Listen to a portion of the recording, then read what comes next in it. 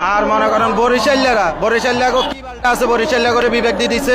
আমরা হয়তো নোয়াখালী বিভাগ চাইতেছে, কুমিল্লা বিভাগ চাইতেছে। আমার কথা হইছে নোয়াখালী আলাদা রাষ্ট্র হিসাবে ঘোষণা করো, তাতে আমাদের কোনো বাল ছিঁড়ে যাবে না, এবং কুমিল্লাও আলাদা রাষ্ট্র হিসাবে ঘোষণা করতে পারে, তাতেও আমাদের কিছু হবে না। এখন কথা হইছে এই যে নোয়াখালীরা, ভাই নোয়াখালীর পার্সোনালি আমার অনেক ভাই ব্রাদার আছে, খুবই ক্লোজ, এবং আমার কলিগ আছে অফিসের, আমরা একসাথে কাজ করি, তার বাড়িও নোয়াখালী। ভাই তারা খুবই ভালো মানুষ। নোয়াখালীর মানুষের সাথে আমার আরো অনেক ভালো মিলে, মানে যতগুলো লোকের সাথে এখন পর্যন্ত মিশছি তাদের সাথে আমার সাথে খুব ভালো সম্পর্ক।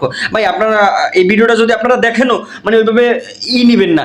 আপনাদের জেলায় কিছু আসুদা লোক আছে, তারা মানে বরিশালের বলতে আছে যে বরিশাল কেমনে মানে বিভাগ হয়। ভাই বরিশালের জেলা আছে, আপনারা এটা মাথায় রাখতে হবে।